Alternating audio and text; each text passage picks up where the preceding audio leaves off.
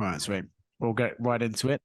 Obviously, the documentary, pretty good, compelling viewing. The thing I took away the most is your mentality has obviously been spoken about before, but heading into that Sterling fight, weren't able to grapple. And you just said, I convinced myself this guy can't take me down. I'm curious, in your mind, is that something you have to be born with an ability to do, or can you train your own mind to get to a place where you can convince yourself of anything? Here, I'm on an interview. Grab that for a minute. I think a little bit of both. I think you gotta be built. You gotta be born with it a certain bit, but I also think you can cultivate that. If you're born with it, you can cultivate it more. So I think I definitely was born with it, and I could was able to do what I needed to do to get myself in that mindset. Is there anything that you do to sort of train your own mind, if you know what I mean? Do you sit there and do you do mental exercises? Do you do just visualization or meditation? Or is it just like, no, I wake up in the morning, I go, ah, fuck this guy, he can't beat me, and then just go with it? Both. It's definitely, you have those quiet times in the sauna and the hot tub where you kind of close your eyes, breathe, visualize what you want to happen, and like you got to know what you're capable of. So for me, I obviously know I'm capable of landing knockout shots. So kind of putting that in my mind, but also putting in the work, even dealing with an injury, putting in the work that I can do. Obviously, I can't do what I would like to be able to do, but there is things that I can do. So to just capitalize on what I'm able to do in those moments. Yeah. You've obviously said that you knew all this was coming, the fame and the success and everything. Since you've got it, has any of it surprised you, or has it pretty much been as cool as you were hoping? I mean, I think when you think about being famous when you're young little buck, you think it's a lot cooler in your mind. I mean, it's definitely there's pros, there's cons, but I'm just in it right now. Like, I can't be messing around too much. I got to be training hard, so still doing everything. So I turned down a lot of events, turned down a lot of traveling, stuff like that, stuff like that to just train and be in the gym. We've obviously seen guys like John and get that fame very early, and they've struggled with it, right? They've given in some of those temptations. Has any of it been? Have you ever had to take a moment where you pull yourself out of it and go, okay, if I do this, I'm going to fuck my athletic career up, so I have to remove myself from this situation? No, I definitely have indulged in the fun parts of fame. I feel like it just comes down to discipline, just being able to, all right, oops, tonight we're letting loose a little bit, but we gotta get back to work tomorrow type of stuff. So I feel like I've been able to. It's a balance. You gotta have fun with how disciplined we have to be in fight camps. You gotta let loose a little bit out of fight. So I feel like I've had a good balance with it. Yeah. The other thing I found the most interesting in the documentary was everyone knows that Conor has inspired you and stuff, but I didn't realize quite to the level, like you're watching his fights the night before yours to sort of get some inspiration from how he deals with pressure. You guys all right? You and him squash the beef yet? I jokingly said on the podcast that we talked and we're good, but that never happened. I don't have a direct line. I've never really talked to Connor outside of the one time we talked in person. But I'm always gonna be a Connor fan. Whatever he says, like it's whatever. Did you hear that he said that you kind of just got caught in the crossfire, and I think maybe that was his way of saying taking it back, Yeah, but he also, I mean, it's like what he's talking. He's all mad at me for Ryan Garcia missing weight. So I think he just kind of realized he was sounding a little silly. But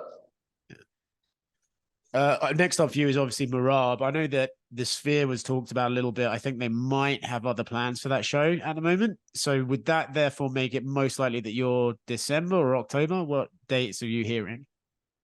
yeah, I mean, They told me they'll know at the end of the month what date. I'm still kind of hoping for the Sphere, but if it's December, that's fine with me. Vegas, I'd like it to be in Vegas regardless. So Yeah. Do you feel like Merab has any sort of advantage for having been the training partner of Aljo? And Aljo's obviously fought you. He's sort of experienced a bit of that footwork. Obviously, he might not be able to replicate it in the gym, but he might have some tips to give Merab. Do you feel like Merab can take anything from that fight you had with Aljo?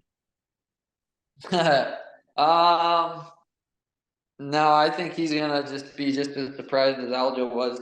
I mean, Merab watched it firsthand. He's seen how fast I am, but until I'm in front of you, fainting, hitting you with shit you don't even see, it's a whole other ball game. So yeah, I'm not. Yeah, I don't know if there's really an advantage there.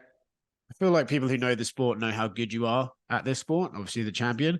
But do you feel like a win over Merab will sort of give you this legitimacy, right? He's meant to be the kryptonite to your style and everything like that. So was Aljo. And I feel like now they're immediately taking credit from that win and putting it, no, now he has to beat Merab. But do you think beating Merab sort of proves like, hey, I'm not just a great striker, I'm an all-round fantastic fighter in general?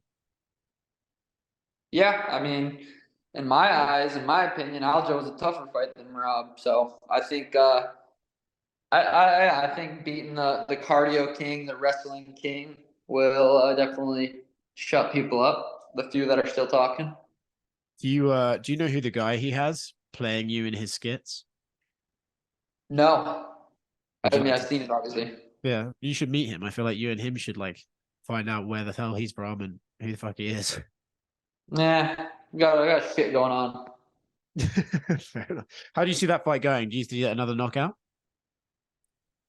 Yeah, any fight, every fight, I see myself putting their lights out. No matter who it is, no matter what style, I see me putting their lights out. Or it's going to be a dominant performance like the Cheeto fight.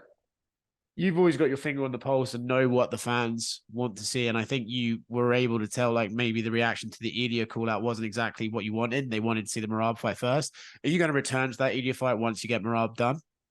I was excited. I'm like, hell yeah, you guys want to see me watch fight Merab more than Ilya? I'm down with that. Ilya is way more dangerous, way more scary. So I mean, I want to do what the people want to do. I think the people want to hate no matter what the athlete wants to do. So I'm like, I want Ilya, and they're like, no, you got to fight Merab. I'm like, bet, let's do it. I'll rather fight Merab 100%. Would you say Ilya went and fought Max or Volk and one of those guys beat Ilya? Would you still consider moving up, or is it just like Ilya's the matchup style wise that you feel you can succeed against at that division? I like Ilya fight. I like the Max fight. I mean, it depends. What do the people want to see? They want to see me, defend the belt. They want to see me move up. I'm here for whatever. Yeah. A couple of other random topics like who's pound for pound number one, John Jones or Islam? Islam. Do you think that's based on just activity, or what's your reasoning for that one? Yeah, I mean, just activity right now. I mean, is the pound for pound list like? Is it pound for pound list is like right now? Like right now, Islam's pound for pound the best in the world, I believe. Yeah. Who wins in the boxing match next week, Chael Sonnen or Anderson Silva? I would love to see Uncle Chael get it done, but we'll see. You said, you're a big fan of this and you watch these guys coming up. Is it cool when you're in the space where you see these guys that you watched talking about you? Like Chael obviously does every YouTube video he can under the sun and everything like that. Is it a cool moment when you see these guys discussing you? Yeah, for your ego, it feels good. It's like, hell yeah, someone's talking about me. So I I feel like enjoy it. that must be an area you've always struggled with, Sean, your ego. I can't imagine, how you deal with I it. got it. Yeah, I got a leash on it a little bit.